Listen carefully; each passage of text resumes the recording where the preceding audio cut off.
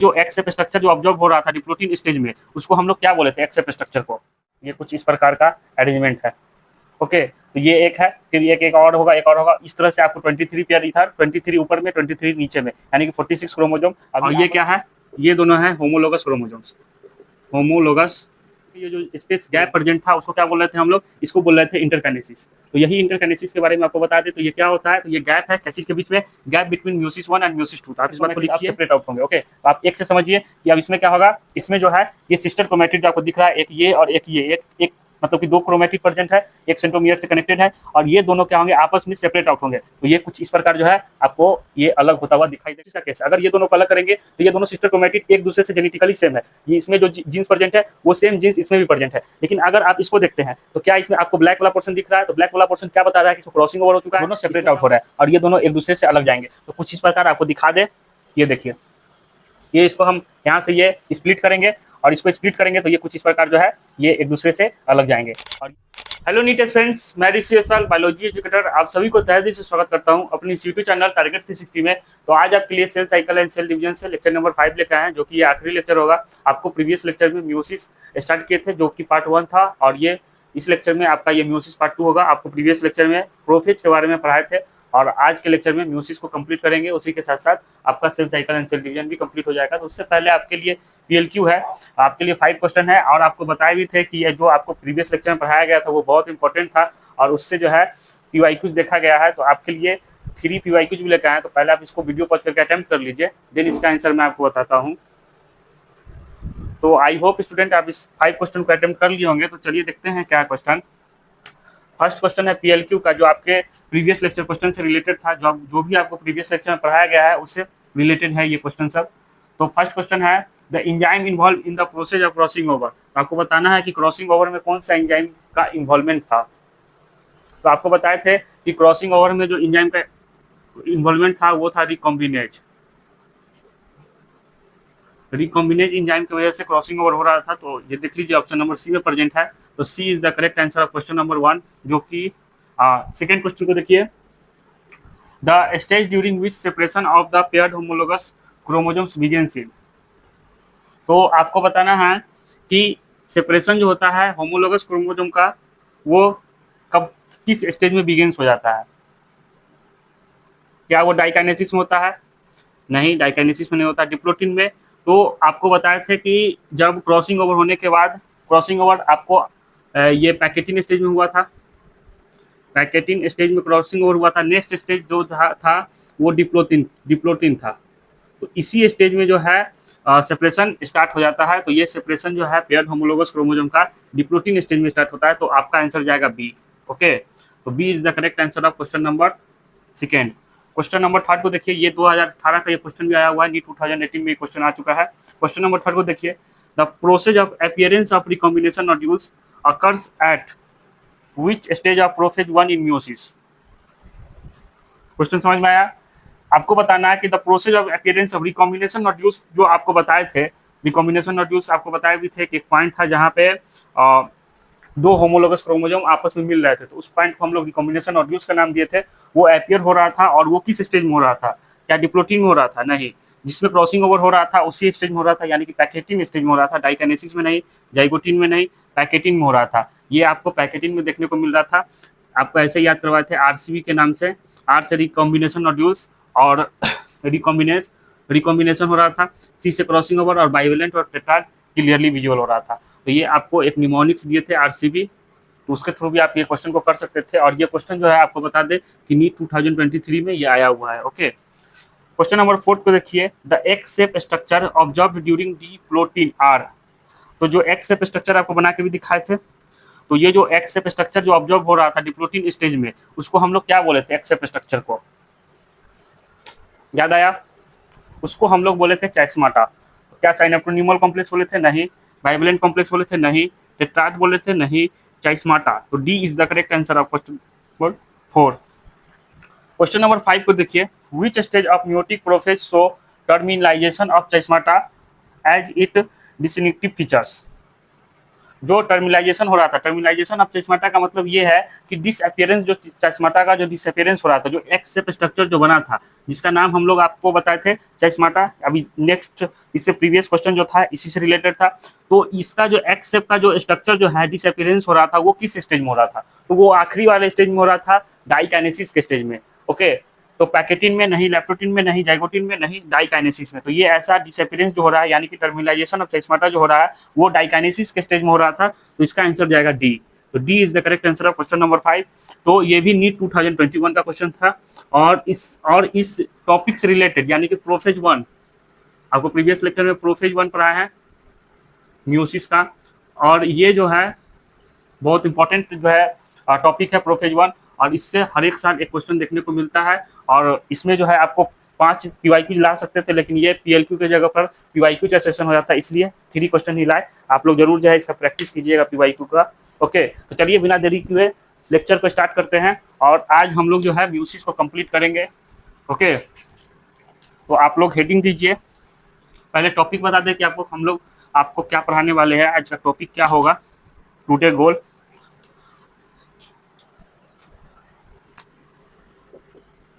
Today topic की बात करें तो प्रीवियस लेक्चर में आपको प्रोफेज 1 पढ़ाए थे।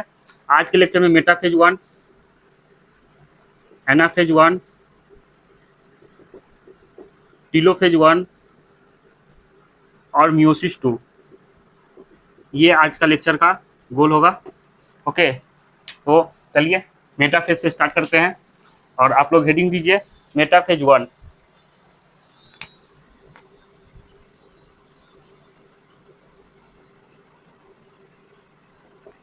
आपको मेटाफेज 1 में क्या हो रहा था आपको बता दें कि मेटाफेज 1 में जो होमोलोगस क्रोमोसोम था वो इक्वेटोरियल प्लेट में आ जाएंगे। ओके, तो आपको इसको मेटाफेज 1 को समझाने के लिए हमको माइटोसिस का यूज करना पड़ेगा। तो माइटोसिस, आपको माइटोसिस पढ़ाए थे, तो माइटोसिस को देखिए।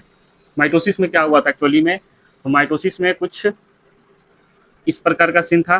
वो इक्वेटोरियल में अब सिस्टर क्रोमैटिड जो है, यानी क्रोमोजोम्स इक्वेटोरियल प्लेट पे आ जा रहे थे, इक्वेटर पे आ जा रहे थे। और यहाँ पे है सेंट्रोजोम, और यहाँ इसके साथ कनाइटोकोर्स के साथ स्पिंडल फाइबर अटैच है, ये एस्टर, और इसके थ्रू ये अटैच था। यही सीन था, ये था मेटाफेज के अंदर। Sorry, metaphase of mitosis. ये किसके सीन है? मेटाफेज ऑफ माइटोसिस में ऐसा देखने को मिल रहा था। ओके, तो इसमें कैसा होता है आपको बता दें। इसमें देखिए क्या होगा।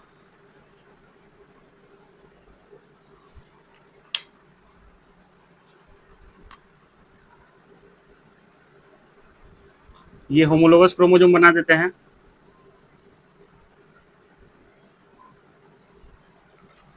होमोलोगस क्रोमोसोम बनेगा, वो जो होगा क्रॉसिंग ओवर होने के बाद जेनेटिक मटेरियल का एक्सचेंज हो चुका है, तो जेनेटिक मटेरियल को स्वैप करना पड़ेगा।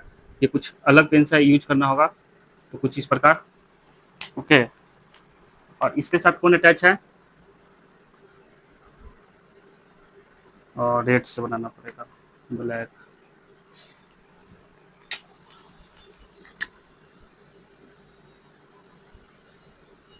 ये देखिए, ये होमोलोगस क्रोमोसोम क्या है, आपस में पेयर्ड है। ये देखिए, ये आपको दिख रहा होगा, ये यहाँ पे जेनेटिक मटेरियल का एक्सचेंज हुआ है, और इसके बीच में जेनेटिक मटेरियल का एक्सचेंज हुआ है। ओके, तो ये इक्वेटोरियल में क्या होंगे? अलाइन होंगे। तो कुछ उसी प्रकार आप इक्वेटोरियल पे इसको क्या कर लीजिए, अलाइन कर लीजिए।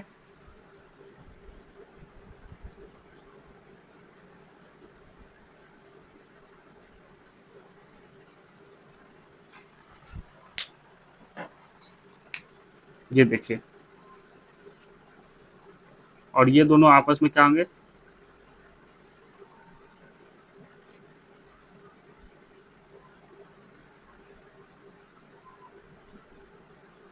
आप लोग मेरे साथ साथ जो है इसको ड्रॉ कीजिए, ताकि आपका कंसेप्ट क्लियर हो जाए। ओके,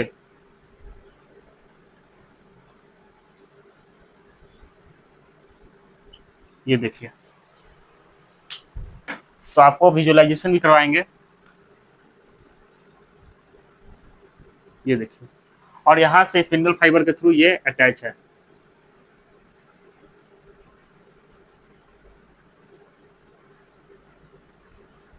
और ये इक्वेटोरियल में क्या हो गया?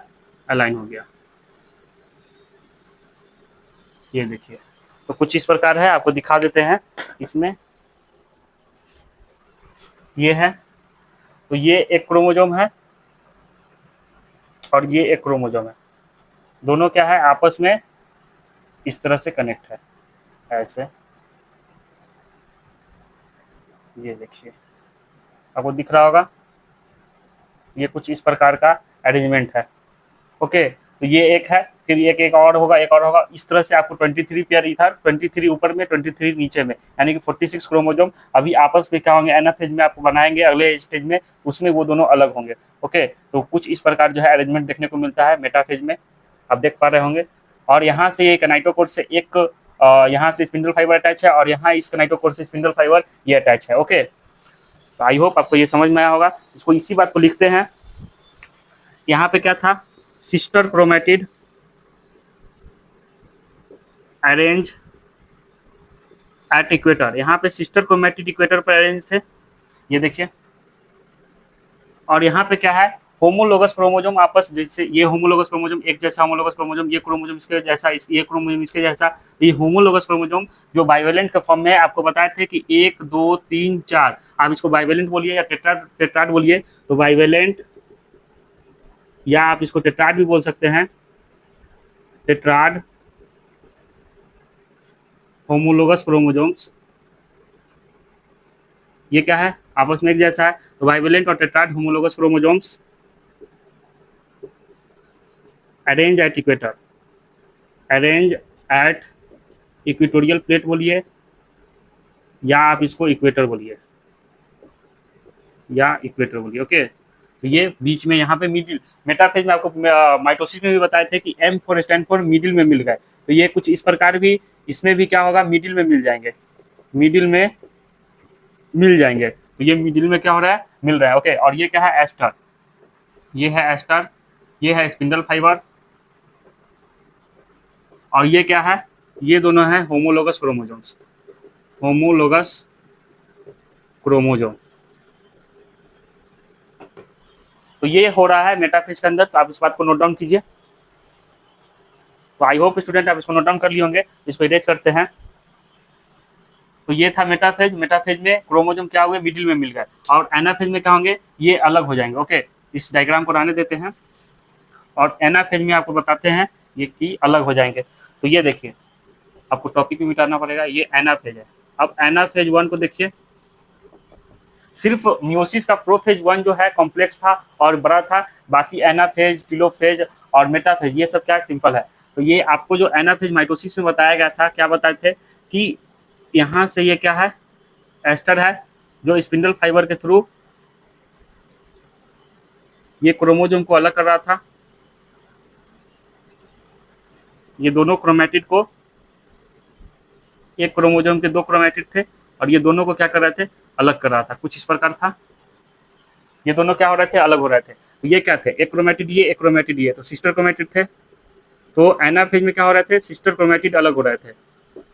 लेकिन आप इसमें देखिए, इसमें क्या होंगे, होमोलोगस क्रोमोजोम्स क्या होंगे, अलग होंगे। ये जो देख रहे हैं फिगर, इसमें होमोलोगस क्रोमोजोम्स ये एक जो सेट है क्रोमोजोम का, ये ऊपर जाएगा, और एक सेट जो नीचे है वो नीचे आएगा। ओके, तो ये स्पिंडल फाइबर इसको जो है ऊपर खींचेगा, और स्पिंडल फाइबर इसको 23 क्रोमोजोम को नीचे खींचेगा।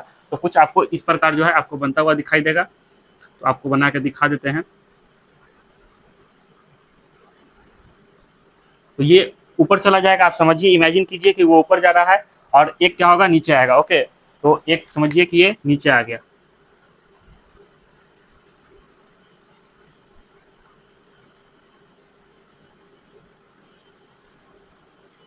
कुछ इस प्रकार होंगे,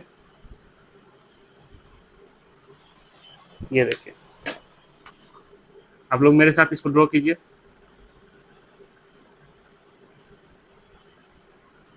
तो ये जो है इसके साथ अटैच। तो यहाँ पे क्या हुआ था, मेटाफेज, ये जो डायग्राम है, ये आपका एनाफेज किसका है, माइटोसिस का डायग्राम है। तो एनाफेज ऑफ माइटोसिस, और ये क्या है, anaphase of anaphase 1 of meiosis 1, ये उसका डायग्राम है। तो एनाफेज माइटोसिस में क्या हो रहा था कि स्प्लिटिंग ऑफ सेंट्रोमियर, सेंट्रोमियर का क्या हो रहा था, स्प्लिटिंग हो रहा था, स्प्लिटिंग ऑफ सेंट्रोमियर, सेंट्रोमियर आपस में टूट रहे थे। आपको मतलब कि क्रोमोसोम के सेंट्रोमियर को तोड़ के भी दिखाए थे, जो आज भी ये टूटा पड़ा है, यहाँ पर देखिए। तो ये जो है आपको इसको एक क्रोमेटिड ऊपर था जो इसको तोड़ के आपको दिखाए थे, तो कुछ उसी प्रकार जो है ये देखिए, ये ऊपर खींचा चला जाएगा और एक क्रोमेटिड नीचे जो है नीचे खींचा आ जाएगा। तो ये आपस में क्या हो जाता है, स्प्लिटिंग हो जाता है, सेंट्रोमियर आपस में क्या हो जाता है, टूट जाता है। किसकी वजह से, तो ये स्पिंडल फाइबर इसको क्या करता है, ऊपर खींचता है और इसको नीचे खींचता है, दोनों को क्रोमेटिड को, सिस्टर क्रोमेटिड को क्या करता है, ये अलग करता है। ओके, तो यही सिस्टर क्रोमेटिड जो आपको दिख रहा है, ये बाद में आपके डॉटर न्यूक्लियाई यही बनते हैं, इसको बाद में डॉटर न्यूक्लियाई भी नाम दिए थे हम लोग, डॉटर न्यूक्लियाई। ये डॉटर क्रोमोजोम है जो डॉटर न्यूक्लियाई का फॉर्मेशन करेंगे, ये डॉटर क्रोमोजोम है। यहाँ तक क्लियर। तो अब देखिए, आपको बता दे, अब ये जो है ये इसी प्रकार जो है आपको ये अलग होता हुआ दिखाई देगा। एनाफेज 1 में क्या हो रहा है, ये अलग हो रहा है। ये एनाफेज 1 में ये जो दोनों साथ साथ थे, अब ये दोनों क्या होंगे, अलग अलग होंगे, ये दोनों अलग अलग होंगे। ओके, यदि यदि ये दोनों साथ साथ होते हैं और एक जो है अगर मान लेते हैं ये एनाफेज में अलग नहीं हो रहा है और ये जो है साथ साथ ऊपर चले गए, तो क्या होगा, तो किसी में 24 क्रोमोसोम यानी कि 23 क्रोमोसोम ऊपर होना चाहिए था, 23 क्रोमोसोम नीचे होना चाहिए था। 23 क्रोमोसोम का एक सेट बनेगा, 23 क्रोमोसोम का एक सेट बनेगा, जो बाद में आगे होकर डिवाइड करेंगे साइटोकिनेसिस के थ्रू।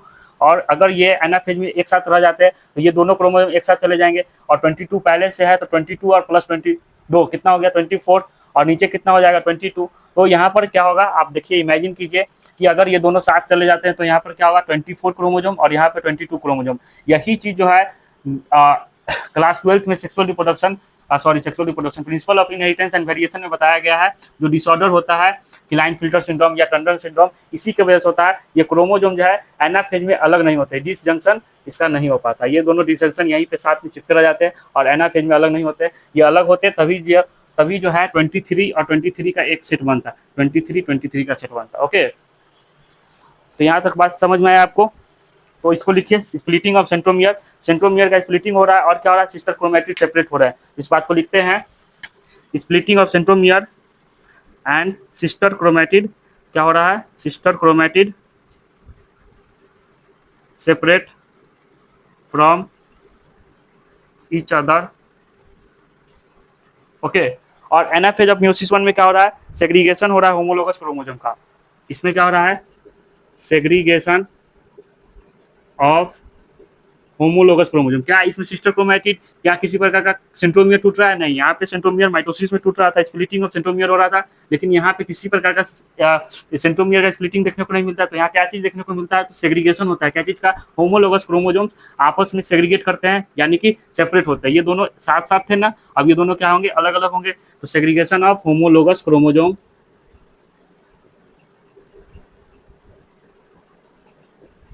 यहाँ पे क्या होगा, सेग्रीगेशन होगा होमोलोगस क्रोमोसोम का, और सिस्टर क्रोमेटिड साथ में रहेंगे। तो इसको क्या लिखेंगे हम लोग, वाइल सिस्टर क्रोमेटिड। ये देखिए, इसमें जो सिस्टर क्रोमेटिड और इसमें जो सिस्टर क्रोमेटिड है वो दोनों अभी भी साथ में है। तो while sister chromatid remains associated with centromere and move to opposite poles. Okay, तो ये किसका बात है, ये एनाफेज 1 का कहानी है। एनाफेज 1 में होमोलोगस क्रोमोसोम सेपरेट होते हैं, ना कि सिस्टर क्रोमेटिड सेपरेट होता है। याद रखिएगा, anaphase 1 meiosis, anaphase 1 of meiosis 1 में क्या होता है, होमोलोगस क्रोमोसोम जो दोनों साथ में थे वो दोनों अब क्या होंगे, अलग अलग होंगे। ओके, तो इस बात को याद रखिएगा। और इसमें क्या हो रहा था, स्प्लिटिंग ऑफ सेंट्रोमियर हो रहा था और सिस्टर क्रोमेटिड का सेपरेट आउट हो रहा था। आई होप आपको एनाफेज समझ में आया होगा। आप इसको नोट डाउन कर लीजिए, मैं साइड हो जाता हूँ। तो आई होप स्टूडेंट आप इसको नोट डाउन कर लिए होंगे। तो इसको इरेज करते हैं और अब हम लोग पढ़ेंगे टीलोफेज। ओके, तो यही जो है क्रॉसिंग ओवर की वजह से आप अपने भाई या बहन से अलग दिखते हैं। क्रॉसिंग ओवर नहीं होता तो आज आप दोनों भाई या बहन साथ एक ही जैसा दिखते। ये क्रॉसिंग ओवर का ये कमाल है जो रिकॉम्बिनेशन बनाता है। ओके, तो अब हम लोग बात करते हैं टीलोफेज 1। ओके, तो आप लोग हेडिंग दीजिए टीलोफेज 1। और टीलोफेज 1 में देखिए कि क्या होता है एक्चुअली में। तो आपको बता दें टीलोफेज 1 में क्या होता है कि nucleus nuclear membrane, nuclear membrane, आप लोग लिखिए न्यूक्लियर मेम्ब्रेन क्या होंगे, रीअपियर होगा। न्यूक्लियर मेम्ब्रेन एंड न्यूक्लियोलस का क्या होगा, रीअपियर होगा। ओके, नेक्स्ट नेक्स्ट जो है, जैसे कि आपको बताए थे CRS बताए थे ना, इसमें टीलोफेज माइटोसिस में क्या होता है, CRS में डीकंडेंसेशन होता है और क्रोमैटिन का, तो यहाँ पे भी क्या होगा, डीकंडेंसेशन होगा। डीकंडेंसेशन ऑफ क्रोमोजोम का क्या होगा, डीकंडेंसेशन होगा, और ये क्या चीज में आ जाएगा, क्रोमैटिन के फॉर्म में आ जाएगा। ओके, तो ये क्रोमैटिन के फॉर्म में आ जाएगा। तो कुछ इस प्रकार होता है टीलोफेज। देखिए ये जो है टीलोफेज का ये स्टेज है, और यहाँ पे एक सेकेंड स्टूडेंट,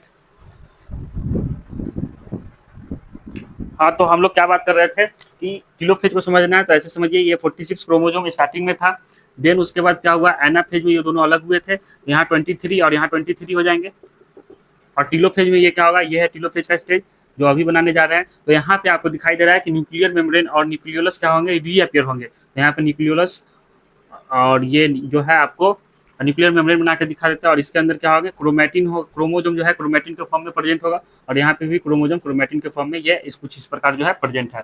ओके, और नेक्स्ट स्टेज में क्या होगा, साइटोकाइनेसिस में क्या होगा, ये दोनों अलग होंगे। तो एक आपको ये दिखाई देगा और ये दिखाई देगा। तो एक्चुअली में क्या हुआ, टीलोफेज 1 और साइटोकाइनेसिस के बाद क्या हुआ, यानी कि म्योसिस 1 जब कंप्लीट होता है तो इसके बाद क्या पता चला कि यहाँ पे देखिए 23 क्रोमोजोम था, यहाँ पे भी 23 क्रोमोजोम था, यहाँ पे भी 23 क्रोमोजोम होगा। तो यहाँ पे क्रोमोजोम नंबर क्या हो गया, हाफ हो गया। यहाँ क्या पता चला कि क्रोमोजोम नंबर क्या हो रहा है, हाफ हो रहा है। आपको स्टार्टिंग में भी बताए थे कि म्योसिस 1 में क्या होगा, क्रोमोजोम नंबर हाफ होगा, और म्योसिस 2 में के कंप्लीट हो जाने के बाद DNA का अमाउंट क्या हो जाएगा, हाफ हो जाएगा। तो आपको दिख रहा होगा कि ये 46 क्रोमोजोम स्टार्टिंग में था सेल में, देन उसके बाद ये क्या हो गया, ये दोनों जो है एनाफेज में ये दोनों अलग हुए। तो अलग हुए तो 23 क्रोमोजोम्स ऊपर, 23 क्रोमोजोम्स नीचे। देन उसके बाद क्या हो रहा है, टीलोफेज स्टेज में न्यूक्लियर मेम्ब्रेन और न्यूक्लियोलस का रीअपियर हो रहा है। तो न्यूक्लियस जो है इसके सराउंडिंग में आ जाएगा, और इसके अंदर क्रोमैटिन प्रेजेंट है, और ये दोनों टीलोफेज का स्टेज है। ये क्या चीज का स्टेज है, टीलोफेज। टीलोफेज में आपको कुछ इस प्रकार देखने को मिलेगा। ओके, देन उसके बाद जो है क्रोमोजोम नंबर हाफ हो जाएगा, और यहाँ पे साइटोकाइनेसिस होगा, और ये दोनों साइटोकाइनेसिस में अलग होंगे। तो ये साइटोकाइनेसिस 1 है। ओके, यहाँ तक बात समझ में आया। देन उसके बाद हम लोग यहीं पे इंटरकाइनेसिस के बारे में जान लेते हैं। इंटरकाइनेसिस क्या हो रहा है, इंटरकाइनेसिस क्या होता है। ओके, तो मियोटिक जो आपको सेल साइकिल बना के दिखाए थे, आपको एक बार सेल साइकिल के थ्रू समझाते हैं। ये जो है क्या था, G1S और G2, यहाँ पे M1 था, यहाँ M2 था। ओके, यानी कि म्योटिक 1 और म्योसिस 2, और इसके बीच में ये जो स्पेस गैप प्रेजेंट था उसको क्या बोल रहे थे हम लोग, इसको बोल रहे थे इंटरकाइनेसिस। तो यही इंटरकाइनेसिस के बारे में आपको बता दें। तो ये क्या होता है, तो ये गैप है क्या चीज के बीच में, gap between meiosis 1 and meiosis 2। तो आप इस बात को लिखिए, इंटरकाइनेसिस क्या है, gap between meiosis 1 and meiosis 2। Okay, ये क्या करता है, इस गैप के दौरान, यानी कि म्योसिस 2 जब स्टार्ट होगा तो ये फुल्ली एनर्जी के साथ होगा, उसको भी तो कुछ ब्रेक, मतलब कि सेल को भी तो ब्रेक चाहिए। तो इसमें क्या होगा, सेल रेस्ट करेगा, और इस रेस्टिंग के दौरान क्या होगा, कुछ ऑर्गेनेल्स का डुप्लीकेशन होगा। कुछ ऑर्गेनेल्स का क्या होगा, डुप्लीकेशन होगा। जैसे सेंट्रोजोम का डुप्लीकेशन होगा। ओके, सेंट्रोजोम का क्या होगा, डुप्लीकेशन होगा। नेक्स्ट बात करें तो ट्यूबलिन प्रोटीन का सिंथेसिस होता है। तो आप इस बात को लिखिए कि इंटरकाइनेसिस के दौरान क्या होता है, ट्यूबलिन प्रोटीन का सिंथेसिस होता है।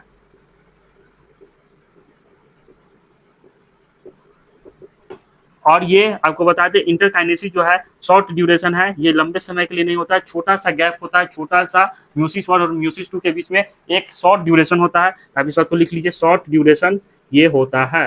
ओके, तो आप इस बात को नोट डाउन कीजिए। देन उसके बाद हम लोग जो है प्रोफेज 2 से स्टार्ट करेंगे। म्योसिस 2 अब स्टार्ट होगा। ये टीलोफेज 1 के साथ साथ आपका जो है म्योसिस 1 भी कंप्लीट होता है।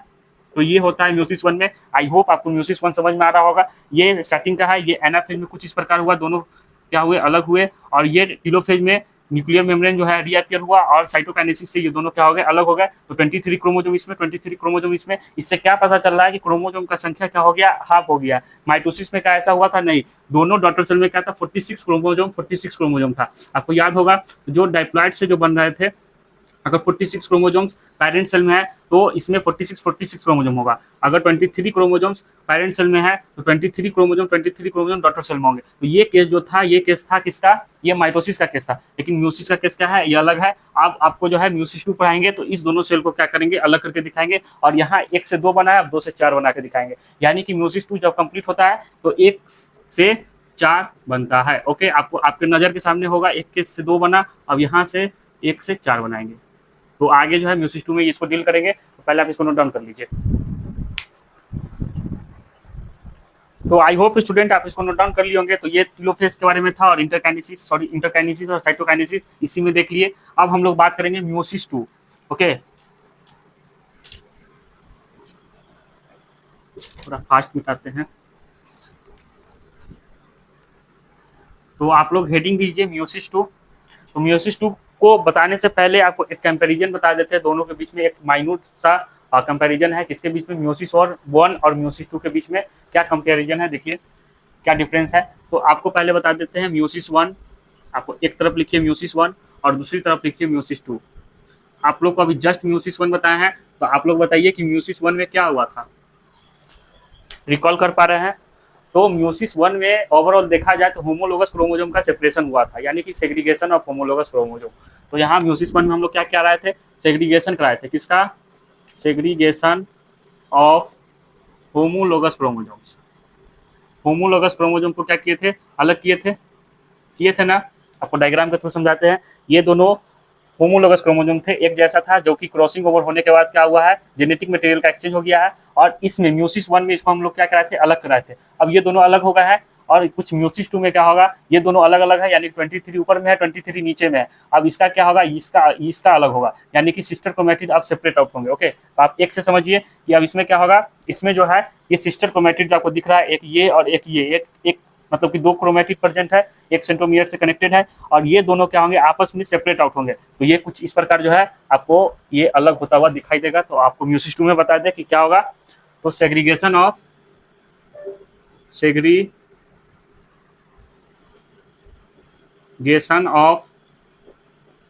सिस्टर क्रोमैटिड का क्या होगा, सेग्रीगेशन होगा। ओके, तो आप लोग हेडिंग दीजिए म्यूसिस 1 आपका कंप्लीट हो चुका है। अब हम लोग म्यूसिस 2 के बारे में बात करेंगे। तो म्यूसिस 2, तो आपको बता दें कि म्यूसिस 2 कुछ आपको लग रहा है कि ये माइटोसिस जैसा है। माइटोसिस में क्या किए थे हम लोग, माइटोसिस में यही किए थे कि सिस्टर क्रोमैटिड को एक दोनों को अलग किए थे। ये दोनों को क्या किए थे, स्प्लिट किए थे, बीच से सेंट्रोमियर स्प्लिट हुआ था और ये सिस्टर क्रोमैटिड सेपरेट हुआ था। ओके, तो कुछ उसी प्रकार से म्यूसिस 2 में भी होगा। क्या होगा म्यूसिस 2 में, तो ये लाइक माइटोसिस जैसा है कि नहीं, हाँ है। तो इसमें क्या होता है, माइटोसिस में क्या हो रहा था, सिस्टर क्रोमैटिड सेपरेट हो रहे थे। तो क्या हो रहा था, इसमें भी सिस्टर क्रोमैटिड क्या होंगे, सेपरेट होंगे। Sister chromatid are separate. लेकिन एक मेजर डिफरेंस है म्यूसिस 2 और माइटोसिस में। म्यूसिस 2 में क्या था, म्यूसिस 2 में है कि आपके क्रॉसिंग ओवर हो चुका है और आपके जो दोनों क्रोमैटिड है वो दोनों जेनेटिकली सेम नहीं है, लेकिन माइटोसिस की बात करें तो वहां पे जेनेटिकली क्या था, सेम था। अगर ये क्रोमोसोम देखे, आपको बता दें, ये देखिए, अगर इसको ये दोनों को अलग करते हैं, ये माइटोसिस का केस है। अगर ये दोनों को अलग करेंगे तो ये दोनों सिस्टर क्रोमैटिड एक दूसरे से जेनेटिकली सेम है।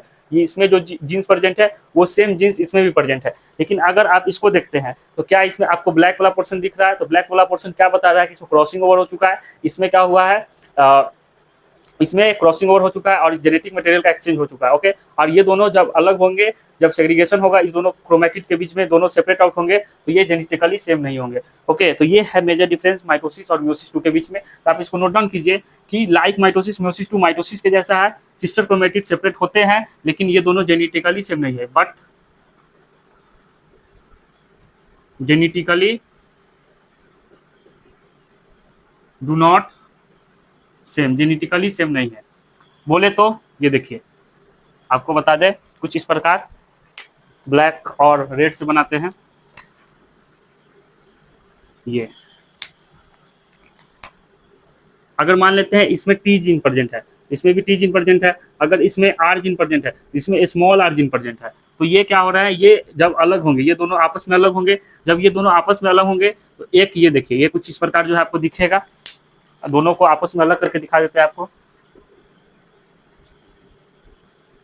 ये एक अलग, ये एक अलग। जब ये दोनों अलग होंगे तो आप देखिए कि इसमें क्या है, जेनेटिकली ये दोनों सेम नहीं, इसमें टी प्रेजेंट है, टी जीन प्रेजेंट है, इसमें आर जीन प्रेजेंट है, इसमें कैपिटल टी प्रेजेंट है, और इसमें स्मॉल आर जीन प्रेजेंट है। तो ये क्या दोनों आइडेंटिकली जेनेटिकली सेम है? नहीं, जेनेटिकली सेम नहीं है। जेनेटिकली सेम किसमें थे? तो जेनेटिकली सेम माइटोसिस में थे, म्यूसिस में नहीं होता है ऐसा कुछ। तो म्यूसिस 2 के बारे में लिखते हैं, आप इसको पहले नोट डाउन कीजिए।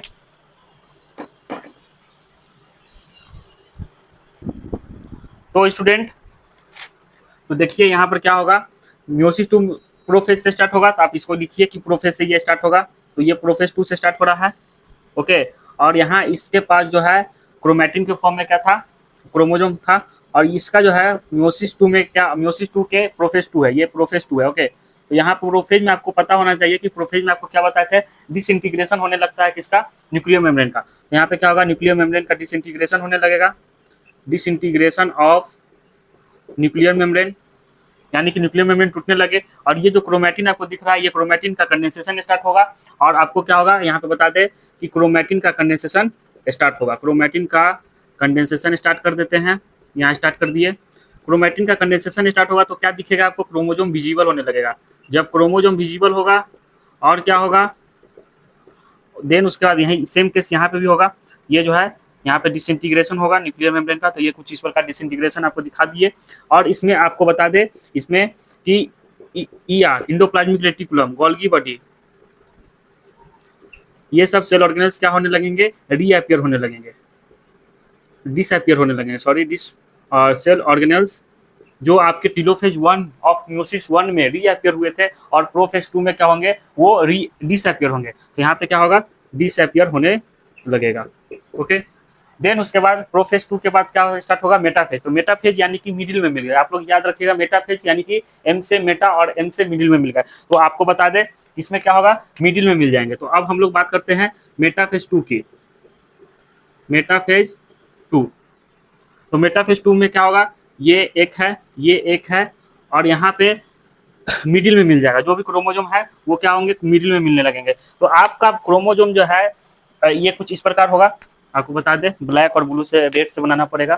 तो ये देखिए, ये और ये और ये और ये, तो ये जो है आपको कुछ इस प्रकार होगा, क्योंकि इसमें क्रॉसिंग ओवर हो चुका है, ये रिकॉम्बिनेंट है, ये जेनेटिकली सेम नहीं है, तो इसको शो करना पड़ेगा। तो यही रेड से बना के क्या कर रहे हैं, हम शो कर रहे हैं, ओके। तो इसको जो है यहाँ पे भी कुछ इस प्रकार होगा, तो ये कुछ इस प्रकार होगा। तो इस प्रकार से ये 23 क्रोमोजोम होगा, और इसमें भी 23 क्रोमोजोम होगा। यहाँ जगह है नहीं कि आपको लिए 23 क्रोमोजोम बना देंगे, ओके। हाँ, तो ये जो है ये जेनेटिकली सेम नहीं होंगे, तो इसको जेनेटिकली सेम नहीं बनाना पड़ेगा, ये कुछ इस प्रकार है, तो ये जेनेटिकली सेम नहीं है, ओके। तो मेटाफेज में क्या हो रहा है, क्रोमोजोम मिडिल में मिल गए, तो ये मेटाफेज में क्रोमोजोम मिडिल में मिल गए, और ये है एस्टर, तो आपको एस्टर दिखा दे, कुछ इस प्रकार जो है एस्टर बन गए। अब हम लोग बात करेंगे एनाफेज की। तो एनाफेज में क्या होगा, सिस्टर क्रोमैटिड सेपरेट होगा, कुछ माइटोसिस जैसा, जैसा कि आपको माइटोसिस में क्या बताते हैं, सिस्टर क्रोमैटिड को सेपरेट करके दिखाए थे, तो कुछ इसी प्रकार यहाँ पे भी सिस्टर क्रोमैटिड क्या होगा, सेपरेट होगा। तो आपको देखिए ये एनाफेज का केस है, ये एनाफेज का केस है, ओके। तो ये जो डिसइंटीग्रेशन हो गया था न्यूक्लियर मेम्ब्रेन का, उसके बाद क्या होगा, उसके बाद होगा कि ये क्रोमोजोम सेल के अंदर चारों तरफ बिखर जाएंगे, और ये बिखरे हुए रहेंगे। तो ये मेटाफेज में क्या होंगे, एक इक्वेटर में आ जाएंगे, यानी कि इक्वेटर पे लाई होंगे, और सब जो है इक्वेटोरियल प्लेट में एक जैसा जो है अलाइनमेंट हो जाएगा, ओके। तो एनाफेज में क्या हो रहा है, एनाफेज ये 2 है, एनाफेज 2। तो एनाफेज 2 में देखिए, एनाफेज में ये अलग होंगे, तो कुछ इस प्रकार जो है आपको अलग होता हुआ दिखेगा, ये देखिए,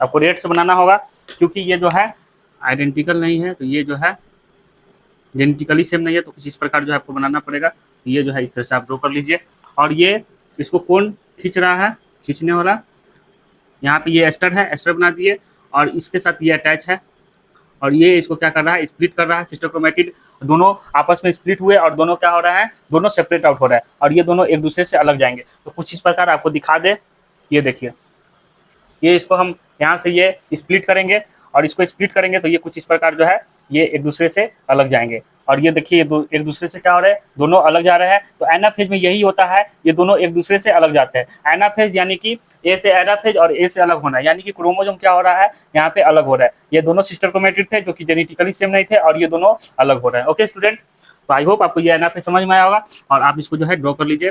तो ये स्पिंडल फाइबर के थ्रू जो है अटैच है और ये जो है अलग हो रहा है। ओके, अब हम लोग बात करते हैं टीलोफेज की। तो टीलोफेज में क्या होगा, तो टीलोफेज में आपको पता है कि टीलोफेज में क्या होगा, फिर से न्यूक्लियर मेम्ब्रेन बनना स्टार्ट होगा। तो यहाँ पे ये जो है क्रोमोसोम ऊपर चला गया, एक क्रोमोसोम नीचे आ गया, इसमें भी एक क्रोमोसोम ऊपर चला गया, एक क्रोमोसोम नीचे आ गया। तो 23 क्रोमोसोम का पेयर ऊपर चला गया, 23 क्रोमोसोम 20 पेयर नीचे, 23 नीचे, 23 ऊपर। तो कुछ उसी प्रकार ये जो अलग हुए हैं ये अभी भी ये डॉटर न्यूक्लियाई है और ये आगे जाके 23 क्रोमोसोम कहलाएंगे। तो इसमें क्या है, यहाँ पे 23 क्रोमोसोम, यहाँ पे न्यूक्लियर मेम्ब्रेन बनने लगा और डिकंडेंसेशन स्टार्ट हो गया क्रोमोसोम का। यहाँ पे बना के आपको दिखा दिया, डिकंडेंसेशन स्टार्ट हो गया। देन उसका साइटोकाइनेसिस होगा और साइटोकाइनेसिस होने के बाद ये दोनों क्या होंगे, अलग होंगे। तो ये दोनों को अलग कर दिए। तो यहाँ पर इसका ये देखिए, और इसमें जो है 23 क्रोमोसोम, 23 क्रोमोसोम, 23 क्रोमोसोम, 23 क्रोमोसोम और यहाँ पे डीएनए का अमाउंट भी हाफ हो गया। आपको आई होप उधर दिख नहीं रहा होगा, तो आपको नीचे बना के दिखा देते हैं। ओके, यहाँ नहीं, इसको नीचे बना के दिखा देते हैं। तो 1, ये 2, ये 3 और ये 4। ओके, तो ये 4 क्रोमोसोम यहाँ पे भी शायद नहीं दिख रहा होगा, कहाँ बना दे, ये देखिए यहाँ पे इसको जो है इसको इरेज कर देते हैं। आपको इसको जो है आगे यहाँ पे बना के दिखा देते हैं। ओके, तो आपको उधर साइड में दिख नहीं रहा होगा, तो इसको इरेज कर देते हैं स्टूडेंट। और हम लोग यहाँ पे बात करते हैं, ये दोनों क्या होंगे, अब इन साइटोकाइनेसिस 2 होगा। आपको बताए थे कि कैरियोकाइनेसिस के बाद साइटोकाइनेसिस होता है, तो साइटोकाइनेसिस 2 होगा और साइटोकाइनेसिस 2 में क्या होगा, ये दोनों अलग होंगे यहाँ से कुछ इस प्रकार। ओके, तो ये अलग होता हुआ आपको दिखेगा। ये देखिए 1, 2, 3, 4, इसमें जेनेटिक मटेरियल प्रेजेंट है, इसमें भी ब्लैक और रेड से बना देते हैं जेनेटिक मटेरियल। तो इसमें ब्लैक है, इसमें भी ब्लैक है, इसमें रेड है, इसमें रेड बना देते हैं। ओके, तो ये क्या बन रहा है, ये 4 क्रोमोसोम बन रहा है, 4 टेट्राड ऑफ सेल्स। ओके, तो आप इसको पहले नोट डाउन कीजिए। 4 हैप्लॉइड डॉटर सेल बने। ओके, इसको लिखेंगे हम लोग 4 haploid daughter cell form after cytokinesis. Cytokinesis के बाद आपको दिख रहा है कि ये 4 डॉटर सेल बने हैं जो कि हैप्लॉइड है, यानी कि ये एन है, ये एन है, ये एन है, ये एन है और सबके पास 23 number of chromosome pair present है। ओके, तो यहाँ तक आप लोग लिख लीजिए। देन उसके बाद हम लोग सिग्निफिकेंस के बारे में बात करेंगे, मियोसिस का सिग्निफिकेंस के बारे में। ओके, तो आई होप स्टूडेंट आप इसको नोट डाउन कर लेंगे। तो अब हम लोग बात करते हैं सिग्निफिकेंस ऑफ मियोसिस। तो आप लोग हेडिंग दीजिए सिग्निफिकेंस ऑफ मियोसिस। तो आपको यहाँ तक समझ में आ गया होगा कि मियोसिस 1 में क्या हो रहा है, होमोलोगस क्रोमोसोम का सेपरेशन हो रहा है और मियोसिस 2 में क्या हो रहा था, सिस्टर क्रोमेटिड का सेपरेट ऑफ हो रहा था। ओके, तो आप लोग अब हेडिंग दीजिए significance of meiosis 2 of meiosis, sorry. तो सिग्निफिकेंस ऑफ मियोसिस में बात करें तो इसमें क्या हो रहा है, क्रोमोसोम नंबर डिक्रीज हो रहा है, क्रोमोसोम नंबर हाफ हो जा रहा है। तो इसमें आपको बता दें मियोसिस में क्या हो रहा था, क्रोमोसोम का संख्या हाफ हो जा रहा था। तो क्रोमोसोम नंबर हाफ, या आप इसको डिक्रीज बोल लीजिए, क्रोमोसोम डिक्रीज हो जा रहा था। ओके, लेकिन आपके में क्या है, ये कांस्टेंट है, यानी कि आपके में अगर मान लीजिए 46, आप अपने ऊपर आप अपने ऊपर इमेजिन कीजिए कि हम लोगों में 46 क्रोमोसोम होता है। ओके, लेकिन अगर मियोसिस होता है तो 23 नंबर ऑफ क्रोमोसोम हो जाएगा, यानी कि स्पर्मेटोजेनेसिस और oogenesis जब होता है, इस पर गैमेटोजेनेसिस होता है तो क्रोमोसोम नंबर क्या हो जाता है, हाफ हो जाता है। तो यहाँ पे हाफ होता है, तो बाद में ये कांस्टेंट मेंटेन, जैसे कि यहाँ पे 46 क्रोमोसोम हमारे में, आपके में, सब में प्रेजेंट है, तो सब में नहीं, मतलब कि ह्यूमन बींग्स में प्रेजेंट है। तो वो क्यों है, क्योंकि वो कांस्टेंट हम लोग में देखने को मिल रहा है, किसके वजह से? क्योंकि फर्टिलाइजेशन उसको रीस्टोर कर लेता है, फर्टिलाइजेशन उसको क्या कर लेता है? रीस्टोर कर लेता है। मतलब 23 क्रोमोजोम आपके पापा से आए और 23 क्रोमोजोम आपके मम्मी से आए, ठीक। तो ये पापा से आए और ये मम्मी से आया, तो आपका फर्टिलाइजेशन के थ्रू क्या हो जा रहा है? ये रीस्टोर हो जा रहा है और आपके में अभी 46 क्रोमोजोम प्रेजेंट है। तो मियोसिस में क्या हो रहा है? क्रोमोजोम नंबर का संख्या आधा हो जा रहा है, लेकिन ये स्पीसीज में क्या देखने को मिलता है? कांस्टेंट देखने को मिलता है 46 क्रोमोजोम, यानी कि स्पीसीज में कांस्टेंट क्रोमोजोम देखने को मिलता है। किसके वजह से? क्योंकि फर्टिलाइजेशन उसको क्या कर ले रहा है? रीस्टोर कर ले रहा है। और यहाँ पे 23 मम्मी से आया, 23 पापा से आया, तो वो दोनों रीस्टोर होने के बाद क्या होगा? क्रोमोजोम का संख्या डबल हो जाएगा। तो क्रोमोजोम का संख्या डबल हो जाएगा। इसके वजह से क्या होता है? इसके वजह से जेनेटिकली क्या है? वेरिएशन शो होता है। तो जेनेटिकली वेरिएबिलिटी है, जेनेटिकली वेरिएबल या वेरिएबिलिटी लिख लीजिए। और इसमें इसके वजह से वेरिएशन शो होता है, वेरिएशन शो होता है, जो इवोल्यूशन के लिए क्या है? इंपॉर्टेंट है। इवोल्यूशन इसी के वजह से ये इंपॉर्टेंट है। ओके, तो ये जो है आपका म्यूसिस माइटोसिस आपको समझ में आ गया होगा। आप अभी जो है हम लोग बात की सिग्निफिकेंस ऑफ म्यूसिस के बारे में, तो आपको ये टॉपिक समझ में आ गया होगा। इसी के साथ साथ आपका जो है cell cycle and cell division का लेक्चर जो है कंप्लीट होता है। और हम लोगों ने इसमें क्या देखे? माइटोसिस और म्यूसिस को डीप में देखे। और माइटोसिस और म्यूसिस का आपका जो है प्लांट किंगडम में, ह्यूमन रिप्रोडक्शन में, sexual reproduction in flowering plants में, ये सब और भी सारे चैप्टर है जो इसमें जो है ज़्यादा इंपॉर्टेंस है। और ये एक बेसिक चैप्टर है, तो आप इसको अच्छे से कवर कर लीजिएगा। आई होप आपको यह लेक्चर समझ में आया होगा। तो मिलते हैं नेक्स्ट लेक्चर में। नेक्स्ट लेक्चर में हम लोग जो है ब्रीथिंग एक्सचेंज ऑफ गैसेज आपको बता दें, ब्रीथिंग एक्सचेंज ऑफ गैसेज से स्टार्ट करेंगे। ओके, तो ये जो है जूलॉजी का चैप्टर है, तो आपका नेक्स्ट लेक्चर से जूलॉजी जो है स्टार्ट हो जाएगा। और देन उसका फिर से हम लोग बॉटनी, जो जिगजैग पैटर्न में चल रहा है हम लोग का, लेकिन इसमें जो है सेल और cell cycle cell division start कर लिए थे। और आपको बता दें कि breathing and exchange of chapter तो नेक्स्ट लेक्चर से चलेगा ही। और आपको cell cycle and cell division का 45 क्वेश्चन का एक सीरीज ला रहे हैं, 45 क्वेश्चन का, जो कि ऑपरेशन 45 के नाम से है। तो आप लोग जरूर जो है इस सीरीज को अटेंड कीजिएगा, ताकि आपको पता चले कि आपका जो है प्रिपरेशन जो है कहाँ तक अच्छा है और कहाँ मतलब कि आपको क्वेश्चन प्रैक्टिस करने के थ्रू ही पता चलेगा कि आपका ये चैप्टर कितना मजबूत है और नहीं है। ओके, और देन उसके बाद हम लोग जो है आपके लिए एनसीईआरटी हाइलाइट्स लाएंगे। एनसीईआरटी को लाइन बाय लाइन जो है इसमें देखेंगे। और इसमें जो है एनसीईआरटी हाइलाइट्स में जो है इसके साथ QIQs भी होगा। तो आप लोग जो जरूर जो है इसको लेक्चर को अटेंड कीजिएगा। तो मिलते हैं नेक्स्ट लेक्चर में ब्रीथिंग और एक्सचेंज ऑफ गैसेज का लेक्चर नंबर 1 के साथ। तो थैंक यू सो मच। ऐसे ही पढ़ते रहिए और रिविजन करते रहिए। ओके।